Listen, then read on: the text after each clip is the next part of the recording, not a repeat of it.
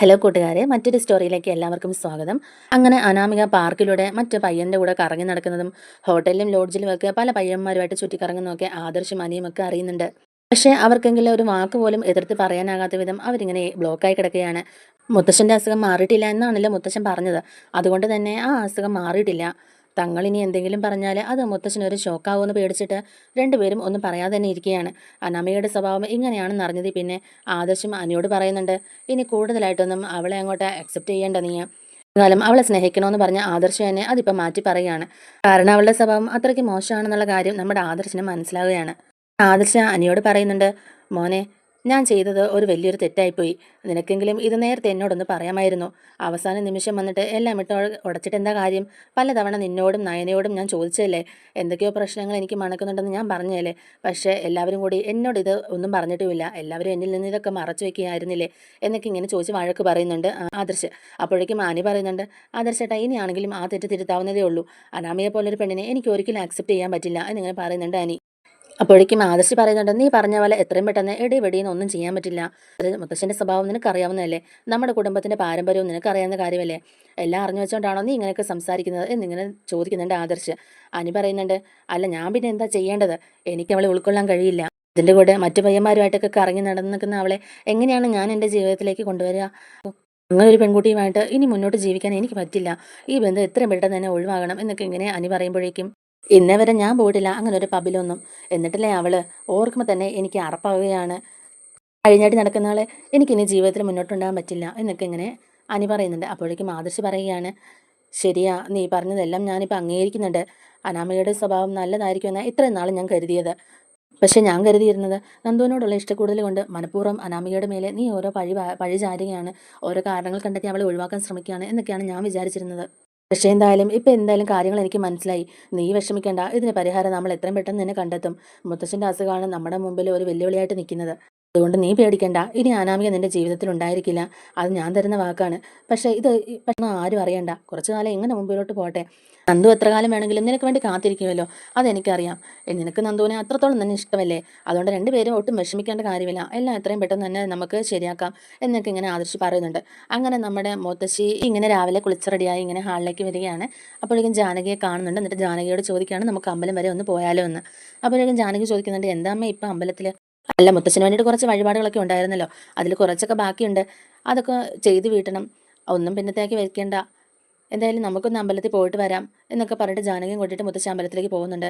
അമ്പലത്തിൽ ചെന്ന് കുറച്ച് പൂജയും വഴിപാടുകളൊക്കെ ചെയ്തുകൊണ്ടിരിക്കുകയാണ്. ആ ഒരു സമയത്ത് തന്നെ നമ്മുടെ മുത്തശ്ശിക്ക് എന്തോ ഒരു വയ്യാഴിക പോലെ ഇങ്ങനെ തോന്നിയിട്ട് നമ്മുടെ ജാനകി ഇങ്ങനെ മുത്തശ്ശീനെയും കൊണ്ട് ഹോസ്പിറ്റലിലേക്ക് പോവുകയാണ്. ഈ ഒരു സമയത്ത് തന്നെ ഹോസ്പിറ്റലിൽ വെച്ച് അനാമികനെ കാണുകയാണ് ജാനകി. ജാനകി ഓർക്കുന്നുണ്ട്, അയ്യോ മോക്ക് എന്ത് പറ്റി? മോള് രാവിലെ ഒരു കുഴപ്പമില്ലാതെ വീട്ടിലേക്ക് പോകാമെന്ന് പറഞ്ഞ് പോയതാണല്ലോ, ഇനി മോക്ക് എന്തെങ്കിലും അസുഖം എന്തെങ്കിലും ഉണ്ടോ എന്നൊക്കെ ഇങ്ങനെ പേടിച്ചുകൊണ്ട് ജാനകി ഇങ്ങനെ ഇരിക്കുകയാണ്. നമ്മുടെ ജാനകി മുത്തശ്ശീനെ ഡോക്ടറിനെ കാണാനായിട്ട് അങ്ങോട്ടേക്ക് കയറ്റി വിട്ടതിന് ശേഷം അനാമികയുടെ പിന്നാലെ പോവുകയാണ്. അപ്പോൾ അനാമികയുടെ കൂടെ ഒരു ചെറുക്കനും കൂടെ ഉള്ളത് നമ്മുടെ ജാനകി കാണുന്നുണ്ട്.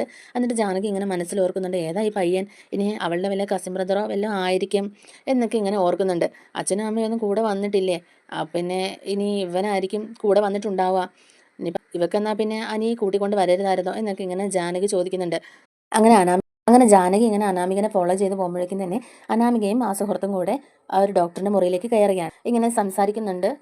അങ്ങനെ ജാനകി ഇങ്ങനെ ഡോക്ടറിന്റെ റൂമിന്റെ പുറത്ത് പോയി നിന്നിട്ട് അവൾ എന്താണ് പറയുന്നതെന്നൊക്കെ ഇങ്ങനെ ഒളിഞ്ഞു മാറി നിന്ന് കേൾക്കുകയാണ്. അപ്പോഴേക്കും ഡോക്ടർ പറയുന്നത് ജാനകി കേൾക്കുന്നുണ്ട്, ഇപ്പം ഈ അബോർഷന്റെ കാര്യമുണ്ടെന്ന്. ഇത് കേൾക്കുമ്പോഴേക്കും നമ്മുടെ ജാനകി ഇങ്ങനെ ഷോക്കാവുകയാണ്. അബോർഷനോ എന്നൊക്കെ ഇങ്ങനെ ജാനകി ചിന്തിക്കുമ്പോഴേക്കും അനാമിക പറയുന്നുണ്ട്, അതെ ഡോക്ടർ, ഇപ്പം ഞങ്ങൾക്ക് അബോർഷൻ വേണം. ഇതെൻ്റെ ഭർത്താവാണ്, ഞങ്ങൾ അങ്ങനെ പ്രിപ്പയർഡ് ഒന്നും അല്ല. അത് മാത്രമല്ല ഞങ്ങൾ ഒളിച്ചോടി പോയി കല്യാണം കഴിച്ചവരാണ്. അതുകൊണ്ട് തന്നെ ഞങ്ങൾക്ക് കുറച്ച് ബാധ്യതകളും കാര്യങ്ങളൊക്കെ ഉണ്ട്.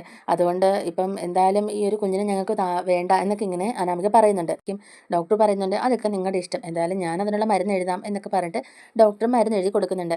ഇത് കേൾക്കുമ്പോഴേക്കും ജാനകി ഞെട്ടിപ്പോവുകയാണ്. അനാമിക തന്നെയല്ലേ അത്, ഇവൾ എന്തൊക്കെയായി പറയുന്നത്? ആ കൂടെയുള്ള പയ്യൻ അവളുടെ ഭർത്താവ്. ആകെ ഇങ്ങനെ ഷോക്കായി നിൽക്കുകയാണ് ജാനകി. എന്നിട്ട് ഇങ്ങനെ ഒന്നും മിണ്ടാതെ അവിടെ നിന്ന് മാറിപ്പോയി നിൽക്കുകയാണ്.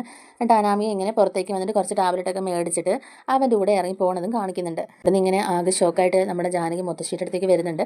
എന്നിട്ട് മുത്തശ്ശിയോട് പറയുന്നുണ്ട്, മുത്തശ്ശി, ഈ ട്രിപ്പ് തീരാൻ കുറച്ച് സമയം എടുക്കുമല്ലോ, എന്തായാലും ഞാൻ എൻ്റെ ഒരു ഫ്രണ്ടിനെ കണ്ടുവച്ച് വരാം എന്നൊക്കെ പറഞ്ഞിട്ട് ഇങ്ങനെ പോകുന്നുണ്ട്. അപ്പോഴേക്കും മുത്തശ്ശി പറയുന്നുണ്ട്, മോളെ, ഇത് തീരാൻ ഇനി കുറച്ച് സമയം കൂടിയല്ലേ ഉള്ളൂ, ഇത് കഴിഞ്ഞിട്ടാണെങ്കിൽ ഞാനും കൂടെ മോളുടെ കൂടെ വരാം എന്നിങ്ങനെ മുത്തശ്ശി പറയുമ്പോഴേക്കും, വേണ്ട വേണ്ട അമ്മേ, അമ്മ ഇവിടെ റെസ്റ്റ് എടുക്കുക, ഞാൻ പോയിട്ട് വരാം എന്നിങ്ങനെ പറയുന്നുണ്ട് ജാനകി.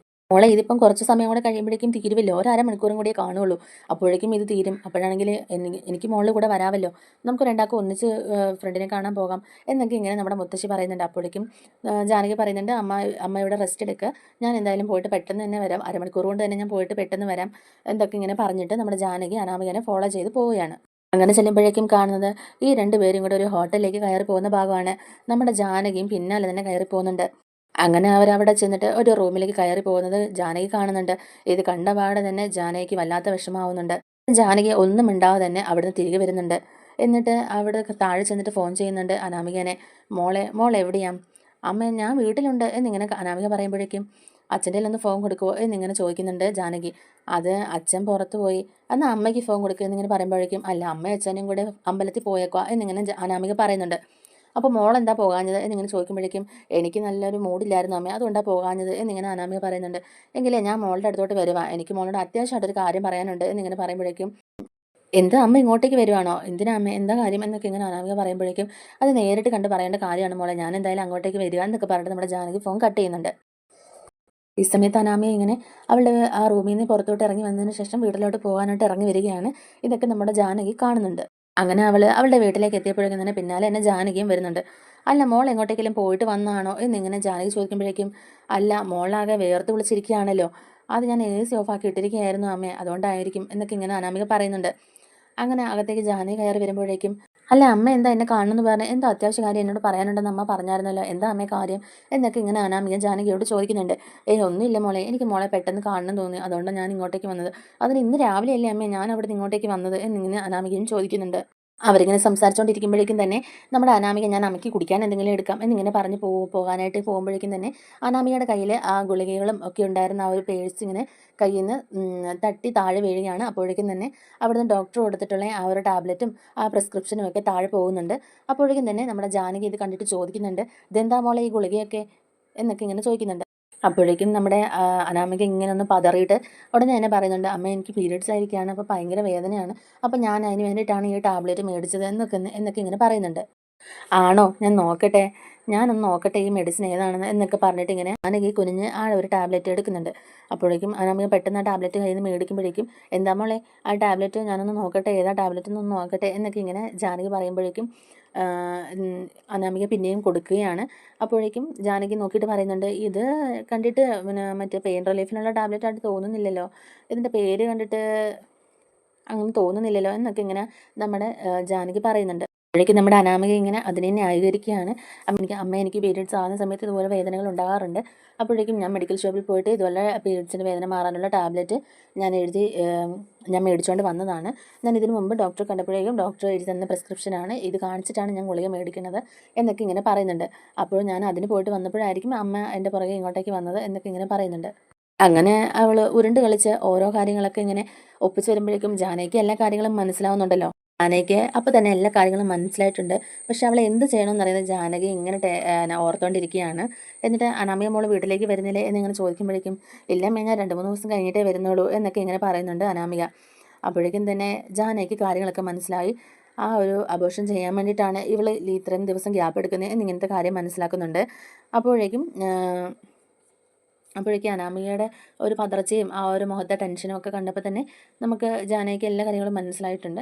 അന്നേരം ഞാൻ അമ്പലത്തിലേക്ക് ഒന്ന് വന്നതാണ്, അപ്പോഴേക്കും മോളെ ഒന്ന് കണ്ടിട്ട് വേണുവിനെയും രേവതിനെയും ഒക്കെ ഒന്ന് കണ്ടേച്ച് പോകാം എന്നൊക്കെ കരുതിയാണ് ഇങ്ങോട്ടേക്ക് വന്നത്. എന്തായാലും ഞാൻ പോവാണ് മോളെ എന്നൊക്കെ ഇങ്ങനെ പറയുന്നുണ്ട്. തന്നെയല്ല, ഞാൻ അമ്പലത്തിലേക്ക് പോയപ്പോഴേക്കും തന്നെ മുത്തശ്ശിക്ക് ഇതുപോലെ ഒരു വയ്യാഴിക ഉണ്ടായിട്ട് ഞാൻ അടുത്തുള്ളൊരു ഹോസ്പിറ്റലിൽ പോയിരുന്നു. ഹോസ്പിറ്റലിൽ പോയി മുത്തശ്ശിക്ക് അവിടെ ട്രിപ്പ് ഇട്ടിരിക്കുകയാണ്. ആ ഒരു ട്രിപ്പ് തീരാൻ കുറച്ച് സമയം ഉണ്ടല്ലോ, ആ ഒരു സമയത്ത് വന്ന് ഇവരെ കണ്ടേച്ച് പോകാം എന്ന് കരുതിയാണ് ഞാൻ ഇങ്ങോട്ടേക്ക് വന്നത് എന്നൊക്കെ ഇങ്ങനെ നമ്മുടെ ജാനകി പറഞ്ഞിട്ട് അവിടെ നിന്ന് ഇറങ്ങുകയാണ്. അങ്ങനെ ജാനകി നേരെ ഹോസ്പിറ്റലിലേക്ക് ചെല്ലുന്നുണ്ട്. അപ്പോഴേക്കും മുത്തശ്ശി ചോദിക്കുന്നുണ്ട്, എന്ത് പറ്റി ജാനകി, നിന്റെ മുഖം ആകപ്പാടെ വല്ലാതിരിക്കുന്നല്ലോ എന്ന്. ഒന്നുമില്ല അമ്മേ എന്നൊക്കെ ഇങ്ങനെ ജാനകി പറയുമ്പോഴേക്കും അതല്ല, എന്തോ കാര്യമുണ്ട്, നീ എന്തായാലും കാര്യം പറ എന്നൊക്കെ ഇങ്ങനെ മുത്തശ്ശി പറയുന്നുണ്ട്. ഒന്നുമില്ല അമ്മേ എന്നൊക്കെ പറഞ്ഞിട്ട് ഇങ്ങനെ ഒഴിഞ്ഞു മാറാൻ ശ്രമിക്കുകയാണ് ജാനകി. നിന്റെ മുഖം കാണുമ്പോഴേ അറിയാം നിനക്ക് എന്തോ ഒരു വിഷമം ഉണ്ടെന്നുള്ള കാര്യം എന്നൊക്കെ ഇങ്ങനെ മുത്തശ്ശി പറയുമ്പോഴേക്കും ജാനകി പറയുന്നുണ്ട് മുത്തശ്ശിയോട് എല്ലാ കാര്യങ്ങളും, ജാനകി കണ്ട കാര്യങ്ങളും, അനാമികയെ ഹോസ്പിറ്റലിൽ വെച്ച് കണ്ട കാര്യങ്ങളും, ആ പയ്യൻ്റെ കൂടെ അനാമിക ഹോട്ടൽ മുറിയിലേക്ക് പോയ കാര്യങ്ങളും. അങ്ങനെ ഞാൻ അവളെ ഫോളോ ചെയ്ത് വീട്ടിലേക്ക് പോയപ്പോഴേക്കും അവിടെ വേണുവും രേവതിയും ഇല്ല, അവൾ മാത്രമേ ഉള്ളൂ വീട്ടിൽ. അപ്പോഴേക്കും അവൾ ഇതുപോലെ അബോർഷൻ ചെയ്യാനുള്ള ടാബ്ലറ്റ് മേടിച്ചുകൊണ്ടാണ് വീട്ടിലേക്ക് പോയത് എന്നുള്ള കാര്യങ്ങളൊക്കെ ഇങ്ങനെ പറയുന്നുണ്ട്. അപ്പോഴേക്കും മുത്തശ്ശി പറയുന്നുണ്ട്, എൻ്റെ ഈശ്വര എന്തൊക്കെയാണ് ഞാൻ ഈ കേൾക്കുന്നത്? ശരിക്കും നമ്മുടെ അനിമോൻ്റെ കുഞ്ഞാണോ അവളുടെ വയറ്റിലുള്ളത് എന്നിങ്ങനെ ചോദിക്കുമ്പോഴേക്കും അതിന് ചാൻസ് ഇല്ല അമ്മേ. കാരണം ഇത്ര നാളും അങ്ങനൊരു ബന്ധം അവർ തമ്മിലുണ്ടായിട്ടില്ല എന്നൊക്കെ ഇങ്ങനെ പറയുന്നുണ്ട്. നമ്മുടെ അനിയുമായിട്ട് അങ്ങനൊരു ബന്ധം അവൾക്ക് ഇതുവരെ ഉണ്ടായിട്ടില്ല എന്നൊക്കെ ഇങ്ങനെ പറയുന്നുണ്ട് ജാനകി. അപ്പോഴേക്കും ജാനകി പിന്നെയും പറയുന്നുണ്ട്, ഞാൻ കേട്ടതാണ് അമ്മേ, അവൾ ആ ഡോക്ടറോട് പറഞ്ഞത് ആ പയ്യനാണ് അവളുടെ ഹസ്ബൻഡ് എന്നാണ് അവൾ ഡോക്ടറോട് പറഞ്ഞത് എന്നൊക്കെ ഇങ്ങനെ പറയുന്നുണ്ട് നമ്മുടെ ജാനകി.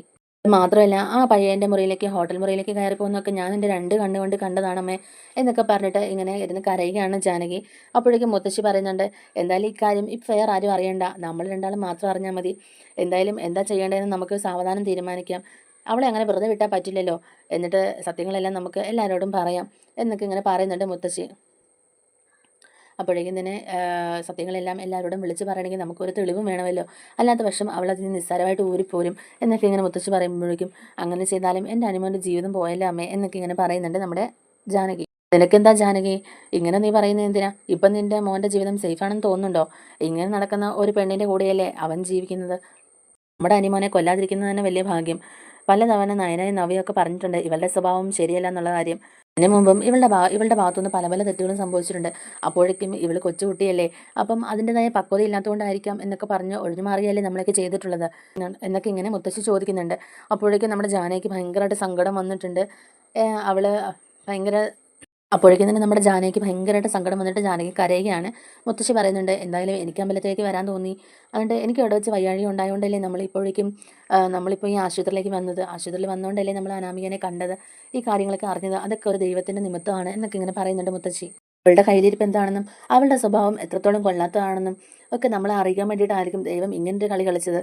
എന്തായാലും നമുക്ക് അവളുടെ സ്വഭാവമൊക്കെ മനസ്സിലായല്ലോ എന്നൊക്കെ ഇങ്ങനെ മുത്തശ്ശി പറയുന്നുണ്ട്. അങ്ങനെ അവർ രണ്ടുപേരും വീട്ടിലേക്ക് പോവുകയാണ്. ആകെപ്പാടെ വിഷമിച്ചിരിക്കുകയാണ് രണ്ടുപേരും. അപ്പോഴേക്കും മുത്തശ്ശൻ ചോദിക്കുന്നുണ്ട്, എന്ത് പറ്റി രണ്ടുപേർക്കും മുഖമല്ലാണ്ടിരിക്കുന്നല്ലോ എന്നൊക്കെ ഇങ്ങനെ പറയുന്നുണ്ട് നമ്മുടെ മുത്തശ്ശൻ. അപ്പോഴേക്കും ജാനകി പറയുന്നുണ്ട്, അമ്പലത്തിൽ വെച്ച് അമ്മയ്ക്ക് ചെറിയ വയ്യാഴിക ഉണ്ടായപ്പോഴേക്കും ആശുപത്രിയിലേക്ക് കൊണ്ടുപോയി എന്നൊക്കെ ഇങ്ങനെ പറയുന്നുണ്ട് ജാനകി. ഞങ്ങൾ എന്നിട്ട് എന്താ അറിയിക്കാഞ്ഞത് എന്നൊക്കെ ഇങ്ങനെ മുത്തശ്ശൻ ചോദിക്കുമ്പോഴേക്കും ജാനകി പറയുന്നുണ്ട്, അത് ചെറുതായിട്ടൊന്ന് BP കുറഞ്ഞതായിരുന്നു വെച്ചാൽ കുഴപ്പമൊന്നുമില്ല, ഒന്ന് ട്രിപ്പ് കയറ്റിയപ്പോൾ തന്നെ ആളൊക്കെ ആയി എന്നൊക്കെ ഇങ്ങനെ പറയുന്നുണ്ട് നമ്മുടെ ജാനകി. എങ്കിലും ജാനകിക്ക് എന്നെ ഒന്ന് വിളിക്കായിരുന്നല്ലോ എന്നൊക്കെ ഇങ്ങനെ മുത്തശ്ശൻ ചോദിക്കുമ്പോഴേക്കും, അച്ഛനും സുഖമില്ലാത്തതല്ലേ, പിന്നെ അച്ഛനെ ബുദ്ധിമുട്ടിക്കുന്ന എന്തിനാണെന്ന് ഞാൻ ഓർത്തു, അതുകൊണ്ടാണ് ഞാൻ വിളിക്കാഞ്ഞതെന്നൊക്കെ ഇങ്ങനെ പറയുന്നുണ്ട്. ജാനകിയുടെ മുഖത്തെയും മുത്തശ്ശിയുടെ മുഖത്തെയും ആ ഒരു വിഷമം കാണുമ്പോഴേക്കും തന്നെ കാര്യം ഇതൊന്നും അല്ല, അതല്ലാതെ വേറെന്തോ കാര്യം സംഭവിച്ചിട്ടുണ്ടെന്ന് മുത്തശ്ശൻ മനസ്സിലാക്കുന്നുണ്ട്. അപ്പോഴേക്കും തന്നെ മുത്തശ്ശൻ ചോദിക്കുന്നുണ്ട്, അല്ല ജാനകി എന്തിനാ ഇത്ര വിഷമിച്ചിരിക്കുന്നത് എന്നിങ്ങനെ ചോദിക്കുമ്പോഴേക്കും, ഒന്നുമില്ല അച്ഛാ, എനിക്ക് കുഴപ്പമൊന്നുമില്ല എന്നൊക്കെ പറഞ്ഞിട്ട് ഞാൻ കുറച്ച് നേരം കിടക്കട്ടെ എന്നൊക്കെ പറഞ്ഞിട്ട് അവൾ അങ്ങോട്ടേക്ക് പോകുന്നുണ്ട്. അങ്ങനെ ജാനകി അങ്ങോട്ടേക്ക് പോകുമ്പോഴേക്കും തന്നെ മുത്തശ്ശിയോട് ചോദിക്കുന്നുണ്ട്, എന്താ ജാനകിക്ക് പറ്റിയത്? അവൾ അങ്ങോട്ട് പോയ പോലെ അല്ലല്ലോ തിരിച്ച് വന്നേക്കുന്നത്, അവൾക്ക് കാര്യമായിട്ട് എന്തോ സംഭവിച്ചിട്ടുണ്ട്, അതെന്താണെന്ന് തനിക്ക് അറിയാവോ എന്നൊക്കെ ഇങ്ങനെ മുത്തശ്ശിയോട് ചോദിക്കുമ്പോഴേക്കും, എനിക്കറിയാം, ഞാൻ അതേപ്പറ്റി എല്ലാം പറയാം എന്നൊക്കെ ഇങ്ങനെ മുത്തശ്ശി പറയുന്നുണ്ട്. എന്നിട്ട് മുത്തശ്ശിനോട് പറയുന്നുണ്ട് ആശുപത്രിയിൽ പോയ കാര്യവും അവിടെ വെച്ച് അനാമികയെ കണ്ട കാര്യവും അനാമികനെ ഫോളോ ചെയ്ത് ജാനകി അനാമികയുടെ വീട്ടിലേക്ക് പോയതും അവിടെ വെച്ച് അബോർഷൻ ബില്ല് കണ്ടതും എന്നിട്ട് അതിനവളെ ന്യായീകരിച്ചതും അനാമികയുടെ ശരിക്കുള്ള സ്വഭാവം എല്ലാം തന്നെ പറഞ്ഞു കൊടുക്കുകയാണ് നമ്മുടെ മുത്തശ്ശി. മുത്തശ്ശൻ ചാടി എഴുന്നേറ്റ് അവളെ ഞാൻ കൊല്ലും എന്നൊക്കെ ഇങ്ങനെ പറയുന്നുണ്ട്. അപ്പോഴേക്കും മുത്തശ്ശി പറയുന്നുണ്ട്, വേണ്ട വേണ്ട, ഇപ്പം ഇത് പ്രതികരിക്കാൻ നിന്നാലേ നമ്മൾ വലിയ പ്രശ്നത്തിലാകും. ആദ്യം ഇതിൻ്റെയൊക്കെ സത്യാവസ്ഥ എന്താണെന്ന് അറിയണം. ആ പയ്യൻ്റെ കൂടെ പോയി ഭർത്താവെന്ന് പറഞ്ഞ് അബോർഷൻ ചെയ്യാൻ പോകാമെന്നൊക്കെയല്ലേ പറഞ്ഞത്. അതിൻ്റെ പിന്നിൽ എന്തെങ്കിലും കഥയുണ്ടോ, അല്ലെങ്കിൽ അതൊക്കെ എന്താണ് സംഭവിച്ചത് എന്നൊക്കെ ഇങ്ങനെ നമുക്ക് അറിയണം. അനാമിക നമ്മുടെ അനിമോനെ കല്യാണം കഴിച്ചതിന് ശേഷവും മറ്റുള്ള പയ്യന്മാരുമായിട്ട് അടുപ്പം വെക്കുന്ന അത്ര നല്ല കാര്യമൊന്നും അല്ലല്ലോ. പിന്നെ അവൾ ഹോസ്പിറ്റലിലെ ഡോക്ടറിൻ്റെ അടുത്ത് പറഞ്ഞത് ആ കൂടെ വന്ന പയ്യനാണ് ഭർത്താവെന്നാണ്. ഇതിൻ്റെയൊക്കെ സത്യാവസ്ഥ എന്താണെന്ന് കൂടെ നമ്മൾ മനസ്സിലാക്കണമല്ലോ. അവളെന്തായാലും ആ ഡോക്ടറിൻ്റെ അടുത്ത് കൂടെ വന്ന പയ്യനാണ് ഭർത്താവെന്ന് പറഞ്ഞത്. അങ്ങനെ അവർ ഒരു മുറിയിൽ കഴിഞ്ഞിട്ടുണ്ട്, ഒരു മുറിയിൽ ഹോട്ടലിൽ ഒരുമിച്ച് താമസിച്ചിട്ടുണ്ട്. അപ്പോൾ ഇതിലൊക്കെ എന്തെങ്കിലും സത്യങ്ങളുണ്ടോ എന്നൊക്കെ ഇങ്ങനെ നമുക്കൊന്ന് അന്വേഷിക്കണ്ടേ. അങ്ങനെയൊക്കെ അന്വേഷിച്ചിട്ട് വേണം, അതിലെന്തെങ്കിലും പൊരുളുണ്ടെങ്കിൽ അനിയുടെ ജീവിതത്തിൽ നിന്ന് തന്നെ അവളെ തുടച്ചു മാറ്റണം. അപ്പോൾ അതിന് കുറച്ച് നമുക്ക് സമയം വേണം എന്നൊക്കെ ഇങ്ങനെ മുത്തശ്ശി പറയുന്നുണ്ട്. അപ്പോൾ അത് കഴിഞ്ഞിട്ട് മുത്തശ്ശൻ ഇങ്ങനെ മിണ്ടാതിരിക്കുകയാണ്. എന്താണോ ഈ നടക്കുന്നതൊക്കെ. നമ്മളും നമ്മുടെ മക്കളും അവരുടെ ഭാര്യമാരും ഒക്കെ ആയിട്ട് എന്ത് സന്തോഷത്തിലാണ് നമ്മൾ കഴിഞ്ഞുകൊണ്ടിരുന്നത്. പക്ഷേ അവരുടെ മക്കളുടെ വിവാഹം കഴിഞ്ഞ പിന്നെ സമാധാനം എന്താണെന്ന് അറിഞ്ഞിട്ടില്ല. മക്കളും മരുമക്കളും അമ്മായിയമ്മയും ഒക്കെ ആയിട്ട് പോരും വഴക്കും അടിയും, ഭർത്താവ് ഭാര്യയായിട്ട് സ്വരച്ചേർച്ചയില്ല, അങ്ങനെ മൊത്തം പ്രശ്നങ്ങളാണല്ലോ. ആദർശം നയനയും അങ്ങനെയായിരുന്നു, അഭിയും നവിയും ആദ്യം അങ്ങനെയായിരുന്നു. ഇപ്പോൾ ദേ അനിയും അനാമികയും എല്ലാവരും ഇപ്പം അങ്ങനെ തന്നെയാണല്ലോ. പരസ്പരം സ്നേഹിക്കാനും ബഹുമാനിക്കാനും ഇന്നത്തെ തലമുറയിലെ കുട്ടികൾക്ക് അറിയില്ല. എല്ലാവർക്കും പണവും മറ്റെന്തൊക്കെയോ അന്വേഷിച്ചാണ് പലരും ഇപ്പോൾ ജീവിക്കുന്നത്. അതുപോലെ തന്നെ ഒരു കുടുംബത്തിൽ സന്തോഷവും സമാധാനം വേണമെന്ന് അവരാരും ആഗ്രഹിക്കുന്നില്ല. അവർക്ക് അവർ തന്നെ അംഗീകരിക്കാൻ കഴിയില്ല. ഞാൻ ഇത്ര നാളും ഒരു പോറൽ പോലും ഏൽക്കാതെ കാത്തു സൂക്ഷിച്ച എൻ്റെ അഭിമാനവും ഈ കുടുംബവും എല്ലാം ഇപ്പം ഓരോന്നോരോന്നായി നശിച്ചുകൊണ്ടിരിക്കുകയാണല്ലോ. എന്തായാലും ഇതിനൊരു പരിഹാരം കണ്ടേ പറ്റുള്ളൂ. ഇങ്ങനെ അലഞ്ഞു തിരിഞ്ഞ് നടക്കുന്ന ഒരു പെൺകുട്ടി നമ്മുടെ അനുമോൻ്റെ ജീവിതത്തിൽ നിന്ന് തന്നെ മാറ്റണം. എനിക്ക് എന്തായാലും അവൾ ചേരില്ല എന്നൊക്കെ ഇങ്ങനെ പറയുന്നുണ്ട് നമ്മുടെ മുത്തശ്ശൻ. ഇങ്ങനെ അഴിഞ്ഞാടി നടക്കുന്നവളെ എത്രയും വേഗം തന്നെ നമ്മുടെ അനിയുടെ ജീവിതത്തിൽ നിന്ന് മാറ്റണം എന്നൊക്കെ ഇങ്ങനെ പറയുന്നുണ്ട് മുത്തശ്ശി. അപ്പോഴേക്കും ഇങ്ങനെ മുത്തശ്ശൻ പറയുന്നുണ്ട്, താൻ ഇത്ര ഉറപ്പിച്ച് പറയണമെങ്കിൽ അതിലെന്തെങ്കിലും കാര്യങ്ങളൊക്കെ ഉണ്ടാവണം, അല്ലാതെ താൻ എന്തായാലും ഇത്ര ഇതായിട്ട് പറയില്ലല്ലോ എന്നൊക്കെ ഇങ്ങനെ പറയുന്നുണ്ട് നമ്മുടെ മുത്തശ്ശൻ. എന്തായാലും ഞാൻ ഇതേപ്പറ്റി ഒരു അന്വേഷണം നടത്തുന്നുണ്ട് എന്നൊക്കെ ഇങ്ങനെ പറയുന്നുണ്ട് മുത്തശ്ശൻ.